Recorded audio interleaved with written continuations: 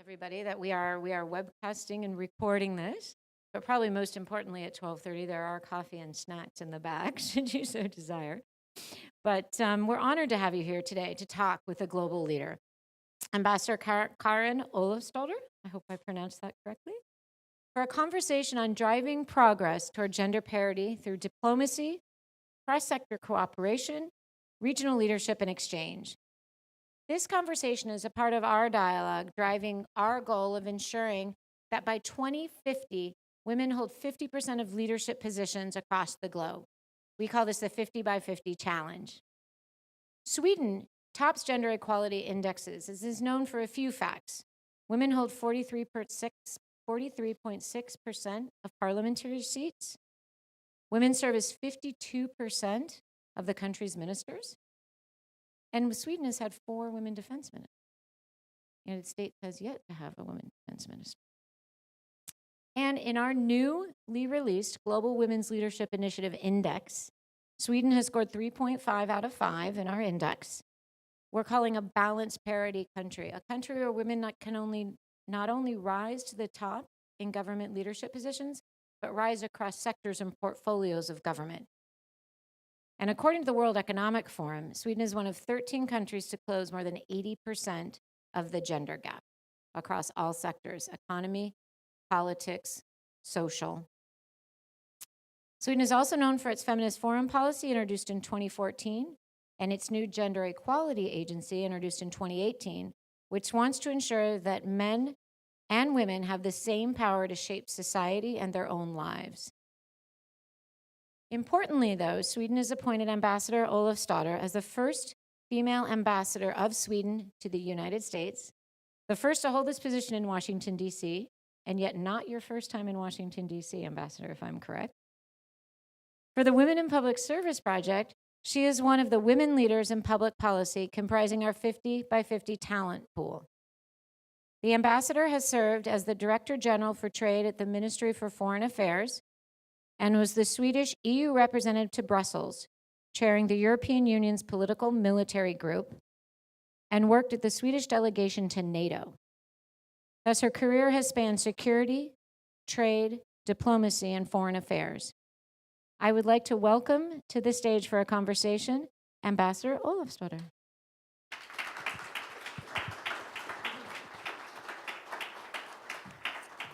Thank you very much. It's really an honor to be here. But do we have to wait till 2050? Tell me, I hope not. That's a very, very long time, given that we're 52% of the population, I guess we are. Well, thank you so much for coming and taking part in this discussion today. It's actually our National Day today, so we are not so elaborate when we celebrate it, but it's an important day in our history. Very happy to be here, actually. Well, the Swedish government, as the first government in the world, declared itself as a feminist government in 2014. It's a feminist government with a feminist foreign policy. And the idea behind this is, of course, that women and men should have the same power to shape society and their own lives. I think this was a bit ridiculed in the beginning. People were, feminist government, what is this actually? But I think the laughing has stopped. People realize that this is really important and we need to finally get equality. Of course, it's not so easy to say that feminist government, feminist foreign policy, but you really need to put forth, even that women should have exactly the same rights as men. So how does this then work in practice? Well, all ministers in the government are responsible to implement a feminist agenda within their areas of responsibility. So, for instance, our finance minister, she is a vocal proponent of gender equality, and she's applying strict gender budgeting. And this means that she's refusing to look at funding proposal unless there is a gender analysis done. And then, of course, all areas, it doesn't apply, but you still have to do the analysis, and then you have to write, not applicable to this field, but where it is applicable, you really have to explain why. And also, our feminist foreign policy then is a logical extension of the feminist agenda at home. And so it's really an agenda to try to change things. So it's not like an add-on to our policies, it's really integrated into everything we do. So it's a genuine ambition to implement a gender perspective in all analysis we do, in all the policies, and in all design and implementation policies. Also in the monitoring and in the evaluation of our results on the agenda. So the focus is to increase the 3 R's, as we call them. It's rights, representation, and resources for women and girls. We also have an internal goal at the ministry that is striving for a 50% representation of female ambassadors, or ambassadors 50% should be female, and I think we're up to 41% right now. And I'm very proud, of course, to be one of them, and especially serving in a place that's so important and interesting and great. So the policy is also about involving boys and men. And of course, boys and men are key agents for change. Gender equality is, of course, beneficial to all of us, not for women. And stereotypical masculinity norms often prevents boys and men to reach their full potential as well. Children all over the world would benefit from having a more engaged, active father as well. And I'm very convinced of that this would make men happier as well. If you get to really take care of your children and raise them. So I would just like to give you a few examples of our foreign policy, feminist foreign policy, before we get into the discussion. So currently, Sweden is a non-permanent member of the United Nations Security Council. And there we really try to push for women's rights as much as we can. We promote women, peace, and security as a key priority.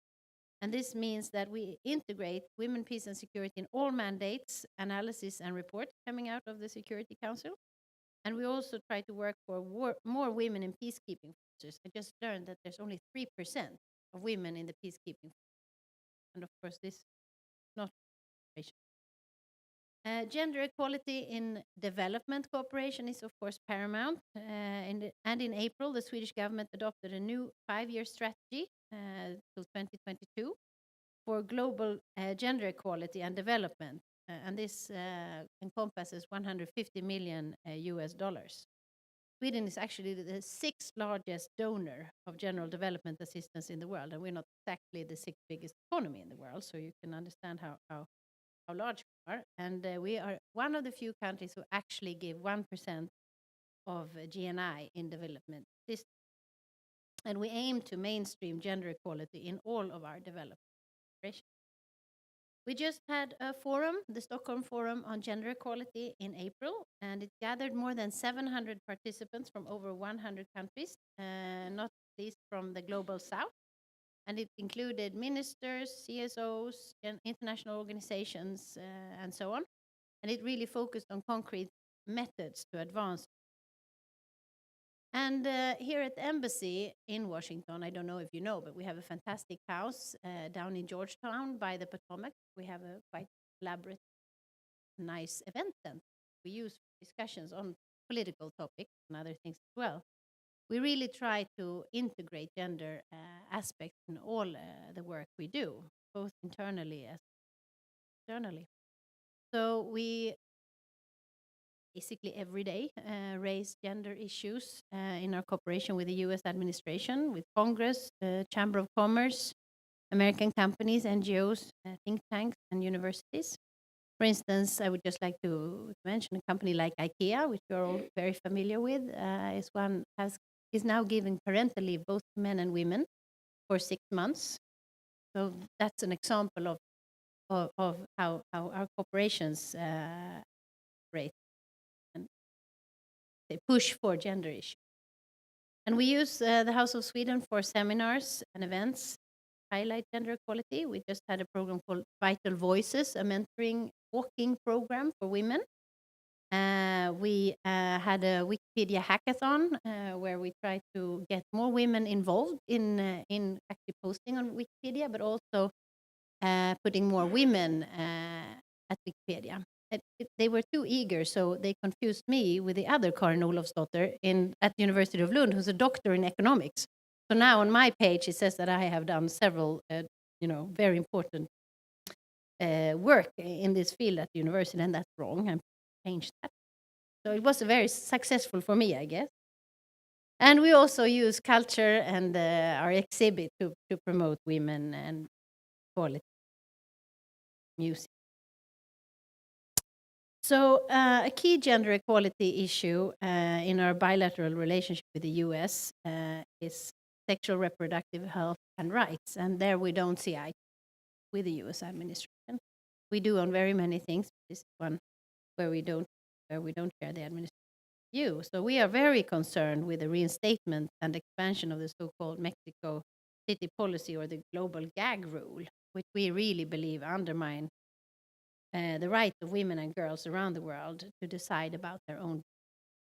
And the policy also affects us as a US ally directly, because it prevents foreign NGOs to work with SRHR issues, such as safe abortions, with Swedish taxpayers' money.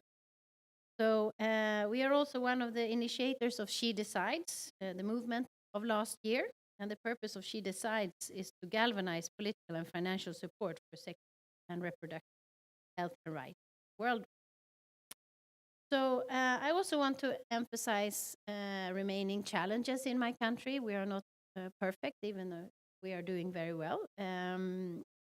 Women earn only 87% of men's salary, and relatively few women rise to senior positions in the Swedish private sector. Only 6% of the CEOs of Swedish companies listed on the stock CEOs. That's quite low, or very low.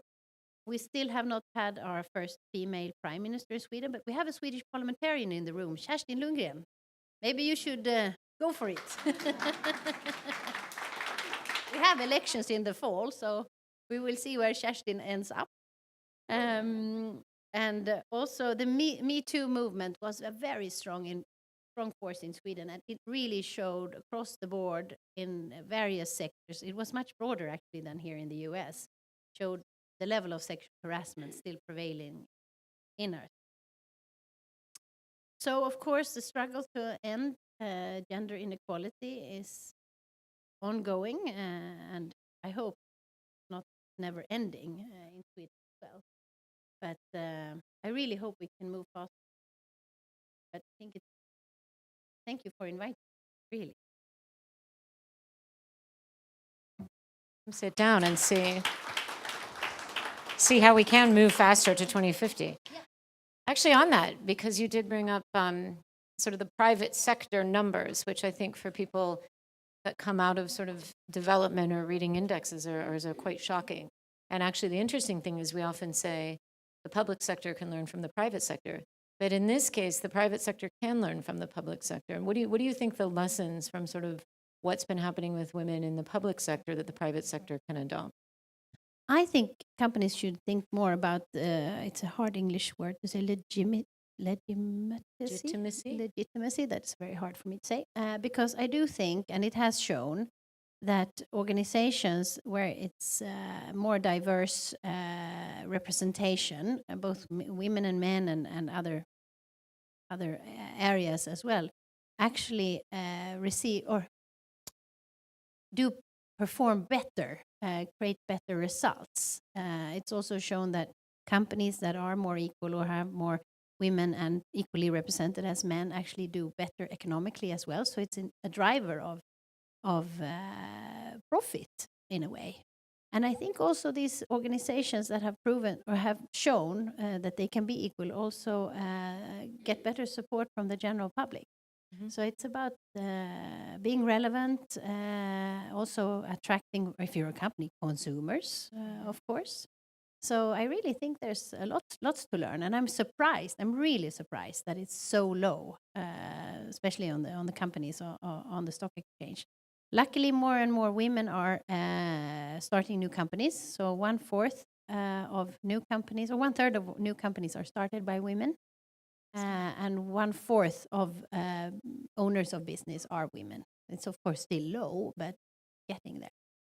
Wonderful. And how important is this move of IKEA with the parental leave and the 6 months? It's actually very important. I was just in my former job as Director General for Trade. I was in India, in Mumbai, where we had a groundbreaking ceremony of a new IKEA store.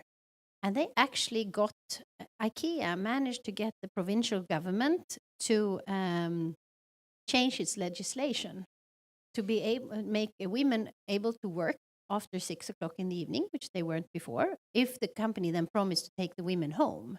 Okay. And so that was very important. They also gave them parental leave, both men and women, which is, of course, unheard of in many countries that men should take parental leave. And also, usually you get 80% of your salary, so it's not an economic issue to not take parental.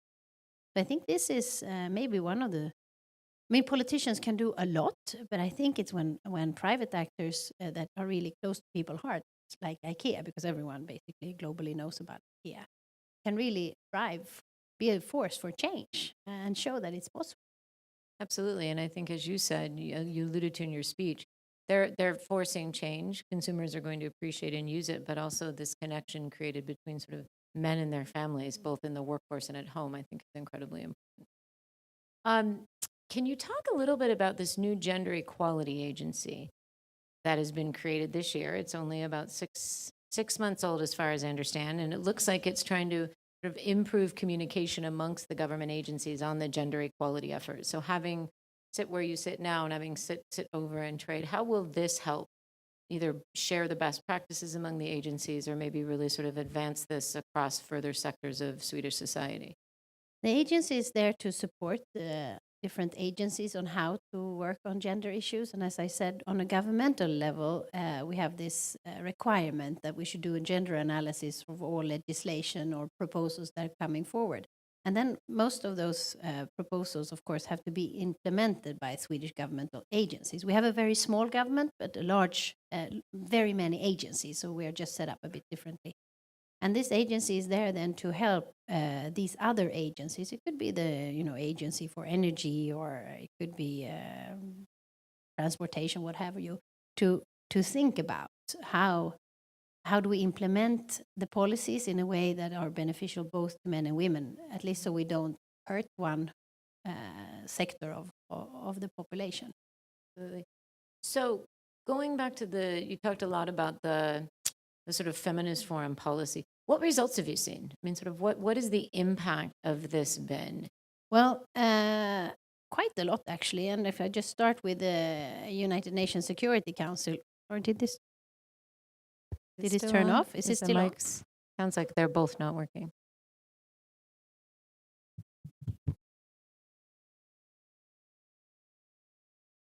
Well, no. No, it's not working. All right. I think their lives. I don't know if they are off. Okay. Well, for the United Nations Security Council, we have made sure to strengthen the languages in all UN mandates. So made sure that women's peace and security is mentioned across the board. And we've actually, in 2017, achieved 100% that, all UN mandates. And the year before, it was at the level of 60%.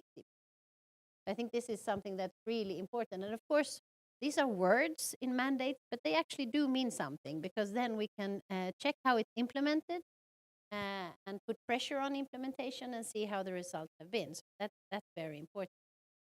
We also have gotten civil society to speak to the Security Council 7 times. Previous was 1. Side talking about women. So we really hope. Okay. Okay. Maybe I'm very loud. No, but so we have the mandates, the UN mandates, where we got in the language of women, peace, and security. We have worked with civil organizations, briefing the council several times. We have this female mediating network that is supporting women organization in countries of crisis to make sure that women are represented in the peace negotiations, because we truly believe that if half of the population is excluded from peace negotiations, we will not have stability and lasting how do you say, peace settlements. So our aim is really to get, women's meaningful participation into all these kinds of operations. So that's just one of the how we have been working with it. And then globally, we, in everything we do, we try to highlight women's situations as much as possible. And me being here is one example. I was going to say absolutely on that.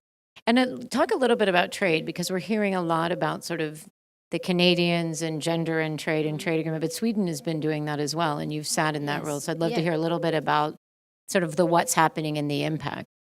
Well, in all the trade negotiations we've had last years, and we don't have our own trade policy. Trade policy is a responsibility for the European Union. They are representing all of us, but of course we always pre-negotiate before the Commission goes out and negotiates on our behalf. And we have been, driving force for putting women's issues, women's rights into the trade deals. Because, as I said before, with employment and, women are really, I guess, only free when we have our own economies and we can take care of ourselves. So it's extremely important to raise the labor participation of women, making sure that, women can have access to their own money if they earn it, and so on. So we really want to make sure that the trade agreements we have also help and foster women's participation in economic life, because this is one maybe of the key factors of reaching equality. For instance, I was raised, my mother always told me, never ever join bank account with a husband. You must have your individual accounts. And I think she's right. You have to make sure that you can always take care of yourself. To control your finances. And what steps are you taking to sort of close this 87 cents on the it's not on the dollar, we would say on the dollar in the United States, but this wage gap, and sort of how transparent is that in Sweden? I believe the government's making steps to make that more transparent and for people to be sort of being honest about what they pay men and women. In Sweden, we don't have legislated minimum wage. Wages are negotiated between the employers' organizations and the trade unions. So it's very important to make sure that through the trade unions and the employers' organization, we always highlight the payment gap. And of course, it's hard to compare different jobs, but it is a fact that we are still lagging behind. And I think if we really want to be equal and want women to go into the working life, this really has to happen. But it's not the government push and political parties push for it, but the wage setting is actually the trade unions and the employers' organizations who set. But this is extremely important, and it's an ongoing debate. It's always coming up in election times. What do you say, Kerstin? Will this be a highlight during our elections? Yeah.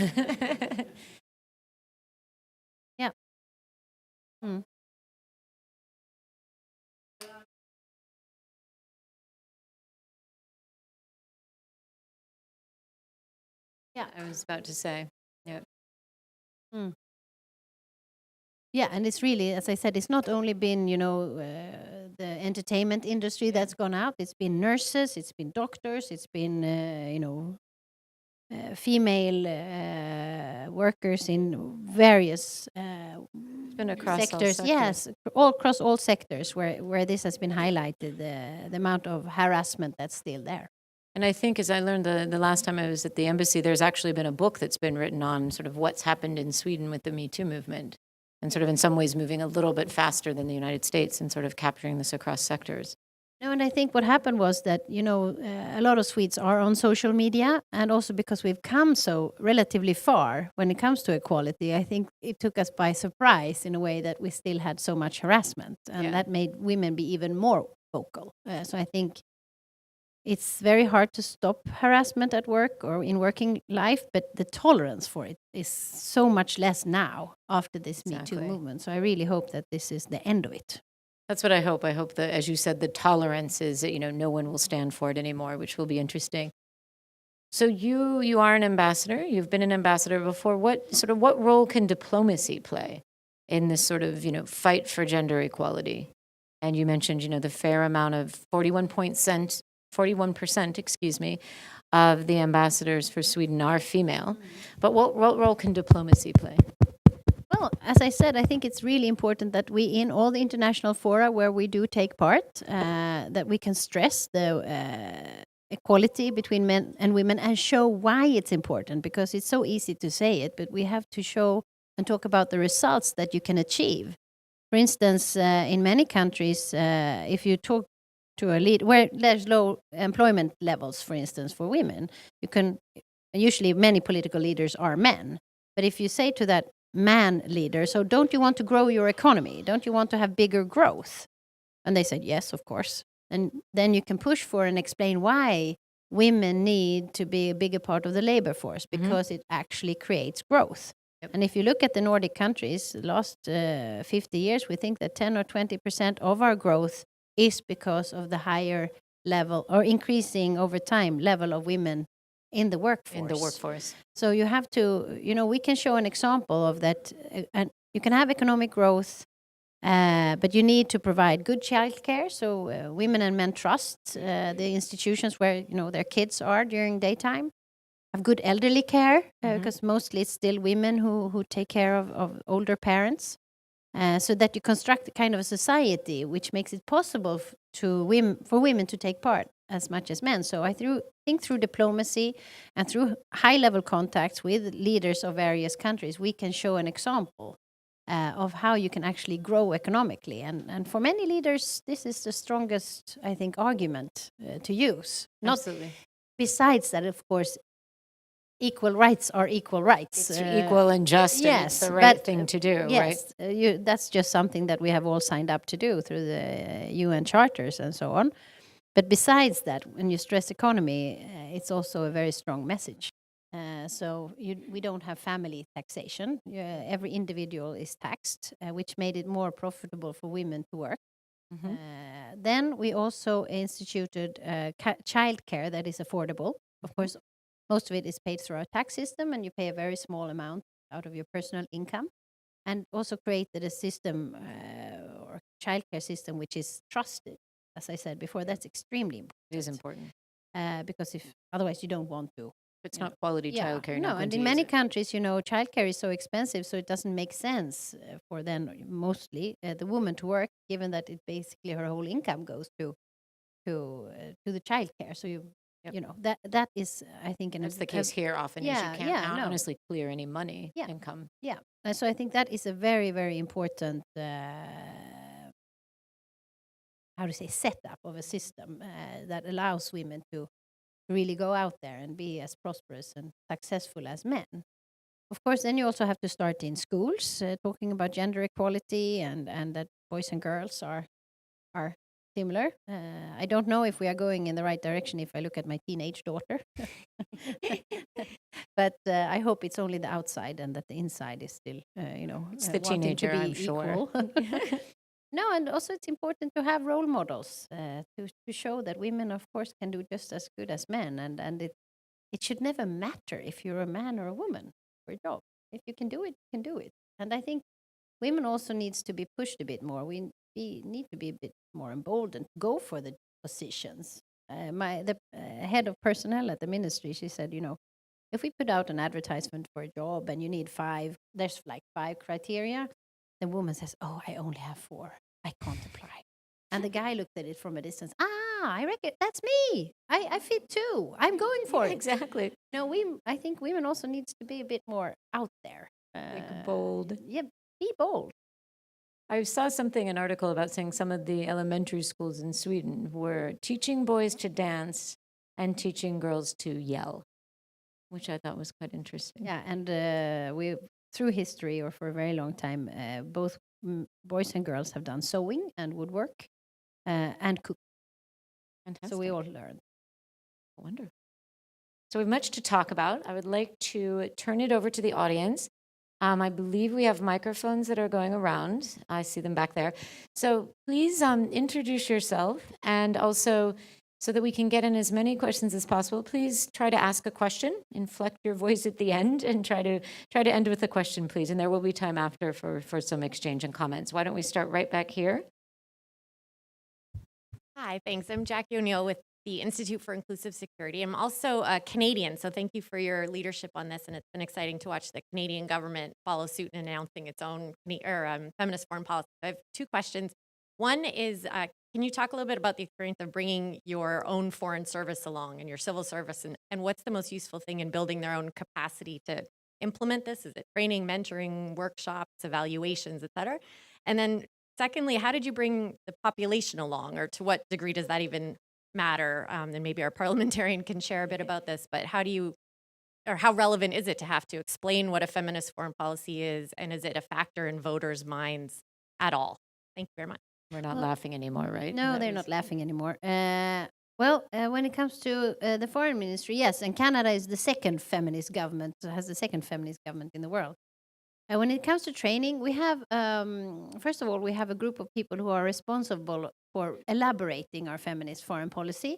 And this is across, all departments in the foreign ministry, whether it's the trade department or it's the protocol department or the foreign aid or the consular department, has to look into its own works and say, okay, what can we do? What are the issues we can advance out of a feministic perspective?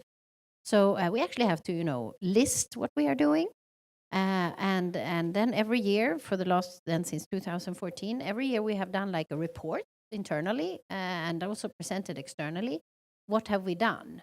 So of course, this makes people think, it makes you be creative. So the department I was head of, we had brainstorming sessions on what could we do and how could we, that was an export promotion I did. How can we look at this from our tasks? So it really becomes kind of a mindset of thinking in a way. So that's important. Then when it comes to the population, I think, and there you have to correct me if I'm wrong, Kerstin, but I think the Swedish population is fairly aware of gender issues and that this is important because, most households, both men and women work. If it's a, if it's a couple, a heterosexual couple in that sense. And and it's quite hard to sustain on one income in Sweden if you're not doing extremely well. So both men and women basically have to work also. So I think there is an awareness of this. And slowly and gradually, of course, women are being aware of that our salary level is not on par with that of men. And still, women do much more of the household work than men. So we haven't gotten that far in our home situation. And I think this is something we really need to work on because if both men and women work, 8 to 10 hours a day, and then the woman, I don't know how many more hours a week it is that women do household work, that of course, very stressful. So that's also something we need to work on. But do you want to fill in, Kerstin? Any views on that? Well, I think one of the things that I agree totally, the Swedish population is since quite long on the track. But one of the things that is debated now is really the parental leave, because we have a very, broad parental leave, and mostly women are taking the big part of it. And that creates still a setback at the labor market. So we have to make sure that there is equal parental leave as well, and trying to move ahead on that to change, because the pension system and all that is connected to this, and to make sure that women are not left behind, we need to make sure that this system are working correctly as well. And just to tell you, we have 480 days of parental leave. That's basically 1.5 years or 18 months. And up to a certain salary level, you get 80% of your salary. So most of the time, it's not an economic issue that you are not home with your child. And 3 of those 200 or 480 days are mandated for each parent. So if one parent doesn't take 3 months, you actually lose them. So this is an incentive to, mostly encourage men to stay at home. But it hasn't, as Kerstin said, we are far from 50-50.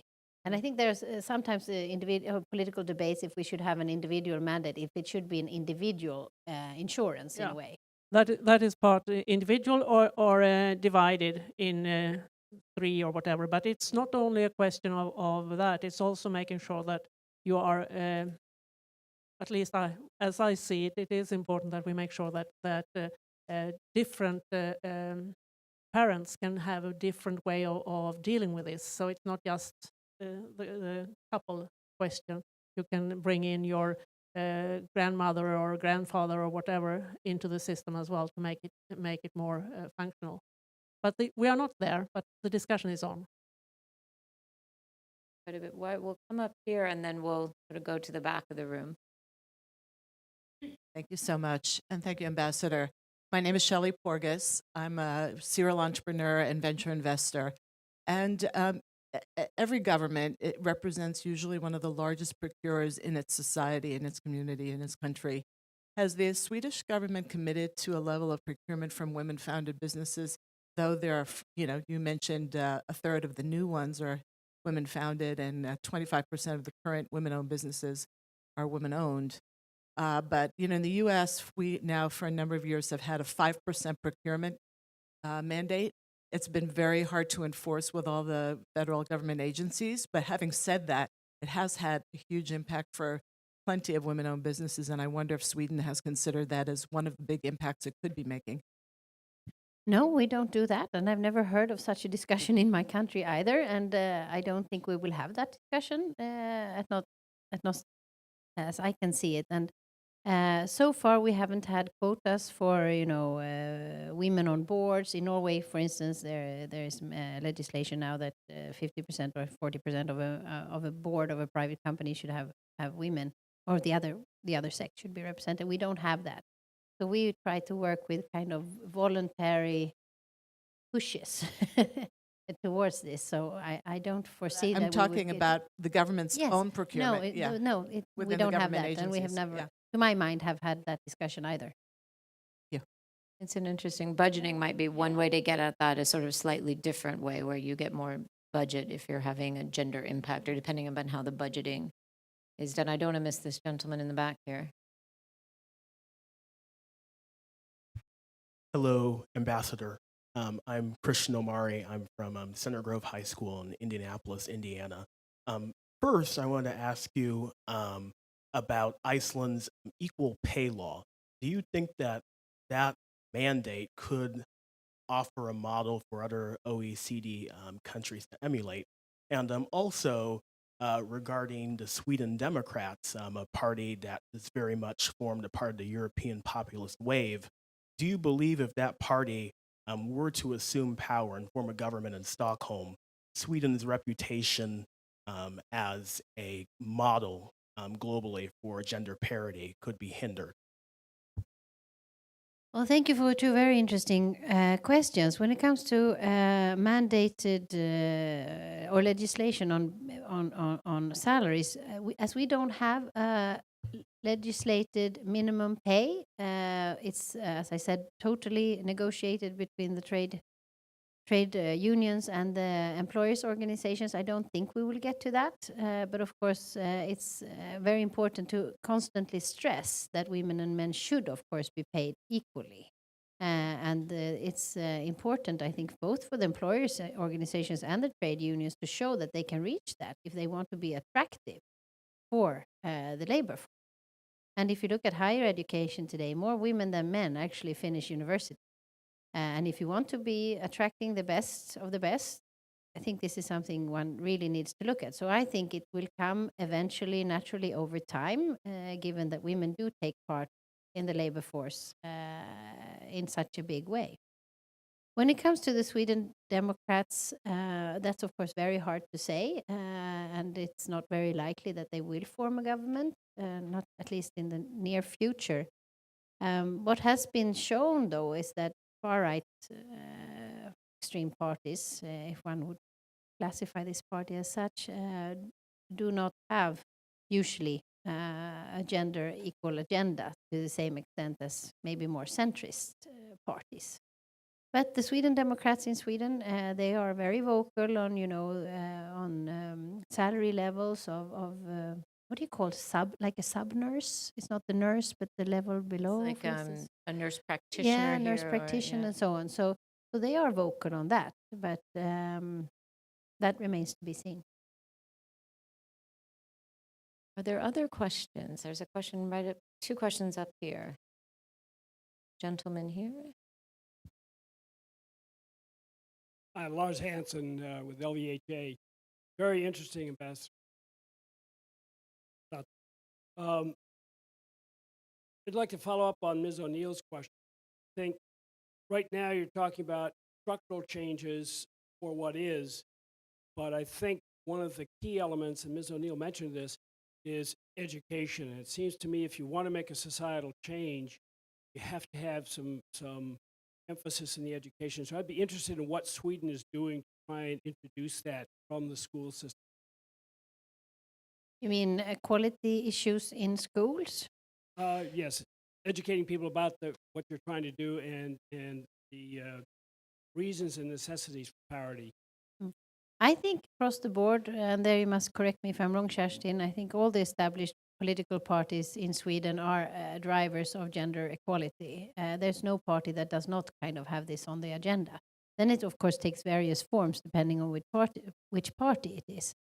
And I really do believe that the Me Too movement we have had during the winter will also put pressure on the politicians in the elections we have in the fall to have these issues high on the agenda, because I really think it was something that took us not by surprise, but that the movement was so strong and that we've had enough in a way.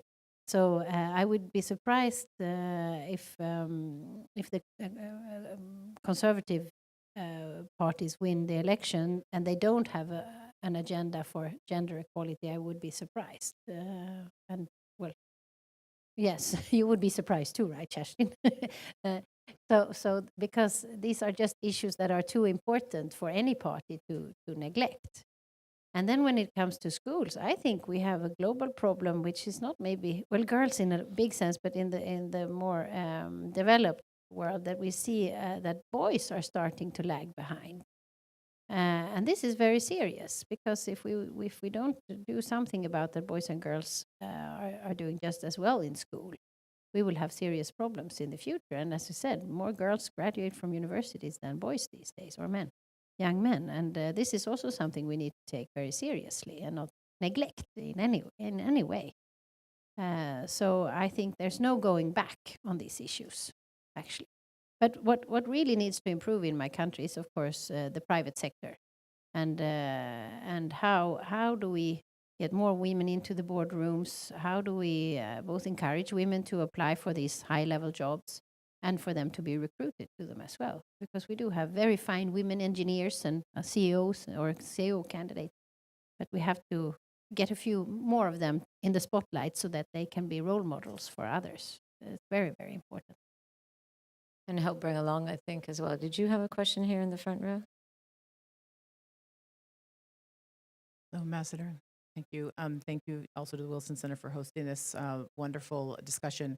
My name is Elise Mellinger. I work at the Department of State. I'm a Foreign Service Officer in the International Religious Freedom Office, and I'm also the president of the mid-level cohort of the Executive Women at State, which is an affinity group, one of our 13 affinity group.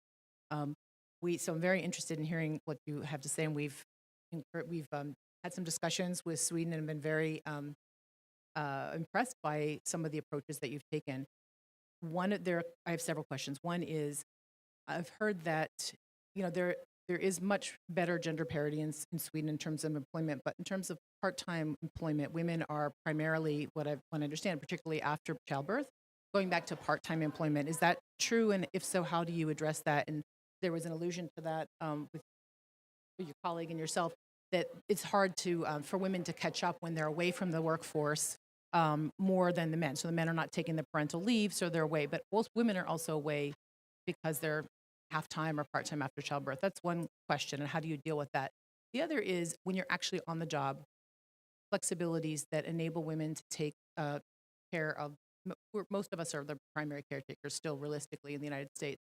How do you build a mindset that allows women and men to take advantages of flexibility, such as telework, such as things that allow them to get their children from school? For example, we have our after-school hours end at 6.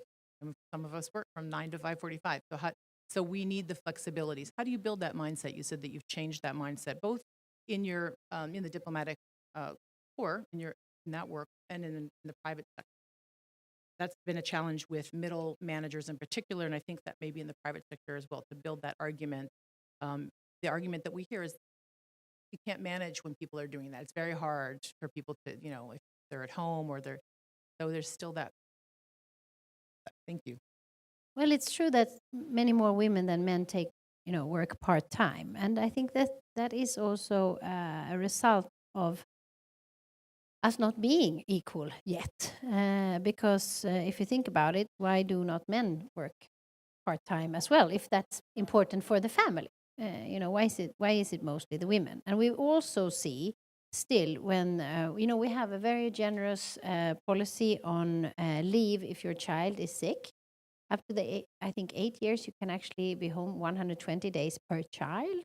Of course, hopefully the children are not that sick.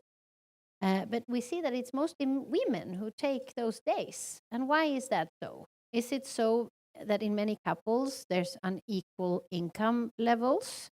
Or is it just tradition?